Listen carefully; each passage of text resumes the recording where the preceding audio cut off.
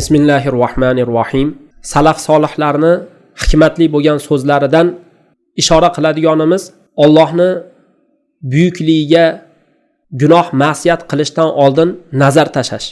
Bilol ibn Sa'd aytib beradi. Bilol ibn Sa'd o'tgan safargi darsda ham aytib o'tdik. Ismi Bilol, otasining ismi Sa'd bo'lgan. Ibn Tamim Sakuri deb aytiladi, Shomlik. Abu Amr Robboniy olimlardan, imomlardan, Dimashq ahlini shayxi bo'lgan. Otasi Sa'd sahobiy bo'lgan. Avza'i, Omir ibn Shurahbil degan kishilar mana shu Bilol ibn Sa'ddan rivoyat qilib turib keltirgan. Endi mana bu Bilol ibn Sa'd bizga juda bir chiroyli so'zni aytib beradilar. Sen qilib turgan xatoyini kichkinaligiga nazar solmagin, lekin kimga osiy bo'lyapsan? Ana shunga nazar sol. La tanzur ila sig'aril xoti'a. Xatoni kichkinaligiga, kichkina xato qilyapman-ku deb turib qarab turavermagin, lekin sen kimga osiy bo'lyapsan? Ana shu narsaga qaragin. Masalan, ba'zida insonda bo'ladi, kichkina xato bo'ladigan bo'lsa ham qarab turaveradi masalan. Aytaylik, nomahramlarga nazar tashlash. Haja uncha hech narsa qilmayapman-ku deydi, qarab turaveradi masalan. Mana bu ham kichkina xato bo'lishi mumkin, mayli. Lekin mana bu xatoni kichkinaligiga e'tibor bermayapti bu odam. Balki e'tibor bermasdan, bemalol qo'rqmasdan qilyapti. Shuning uchun ham xatoni kichkinaligiga sen qarama, lekin kimga osiy bo'lyapsan, shunga qaragin. Ya'ni buni ma'nosi shuki, inson ma'siyatni, gunohni kichkinaligiga qaramaslik kerakki, Alloh taologa shu gunoh bilan osiy bo'linib turgan buni kichkinaligiga, hajmiga qaramaslik kerak. Lekin mana shu gunoh bilan inson osiylik qilayotgan, unga qarshi chiqayotgan Allohni ulug'ligi, buyukligiga, Allohning qudratiga nazar solsin. Gunoh qancha kichkina bo'ladigan bo'lsa ham yoki qancha katta gunoh bo'ladigan bo'lsa ham, hammasi baribir Alloh taoloning buyrug'iga qarshi chiqish. Allohning toatidan chiqishlik, Allohga itoatsizlik qilish, Allohning qilma deganini qilish bo'lib qoladi. Xuddiki masalan ko'zingni tiy deb aytadi, ko'zini tiymayotgan bo'ladi masalan. Qarang, qancha mana shunaqa insonlarda hayotda gunohlar bor. Endi yana undan tashqari hozir biz bu kichkina bir xatoda aytyapmiz. Qancha gunoh kabiralarga yo'l qo'yib qo'yamiz. Masalan, g'iybat, misol uchun birovning haqqini yeb ketish, yolg'on gapirish, tuhmat, bo'xton bo'lgan narsalar bor.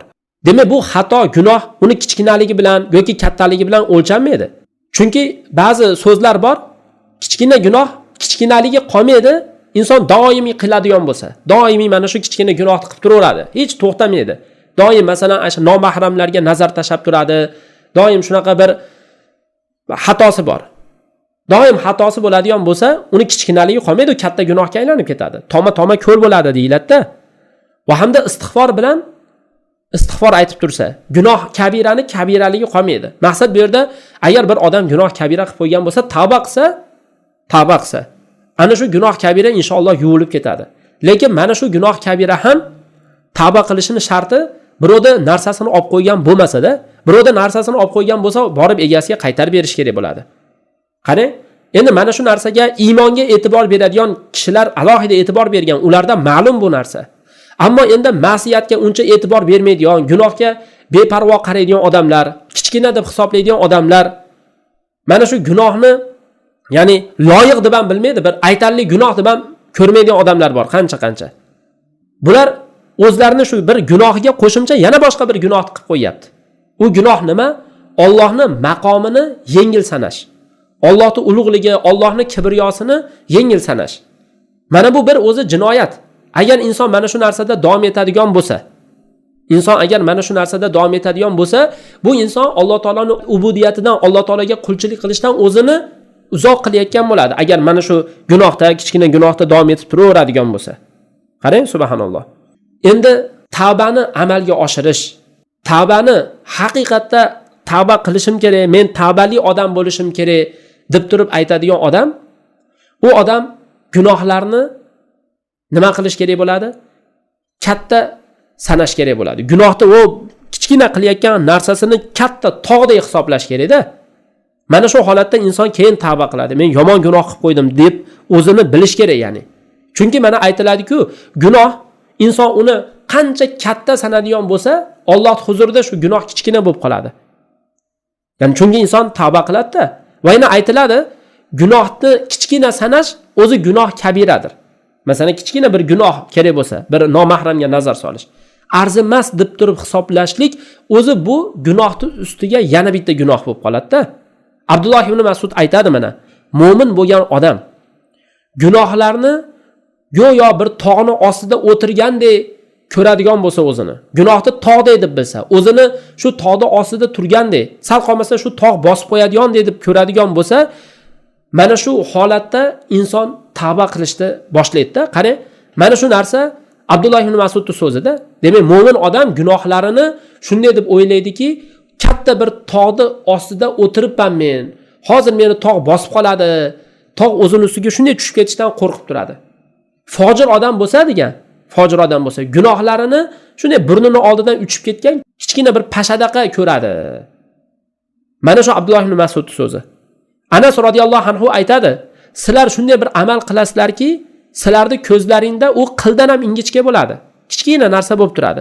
Biz uni Rasulullohning davrida halok qiladigan narsalardan deb turib hisoblardik deganda, ya'ni insonni halok qilib tashlaydigan narsalardan deb bilardik mana shu narsani. O'ldiradi bu odamni deb turib bilardik. Balki mana bu gunoh mo'min odamning qalbida, mana shu gunoh mo'min odamning qalbida katta bo'lib ko'rinadi qachon Allohning ulug'ligini bilsa, Allohni tanisa, ya'ni kichkina gunohni ham katta deb biladi. Agar kimga osiy bo'lyapti, osiy bo'layotgan zotning ulug'ligiga, buyukligiga nazar tashlaydigan bo'lsa, kichkina gunohni ham katta gunoh deb biladi. Kichkina gunohni ham, ya'ni katta gunoh deb turib biladi. Kichkina har qanday bir ma'siyat, har qanday bir gunoh bo'ladigan bo'lsa hamda, demak qarang, mana shu joy e'tiborli bo'lgan joylardan. Shuning uchun ham hozir bizga mana shu so'zda eng ahamiyati, eng qiziq joyi xatoni kichkinaligiga nazar solma. Lekin sen kimga osiy bo'lyapsan, mana shu narsaga nazar solgin. Valloh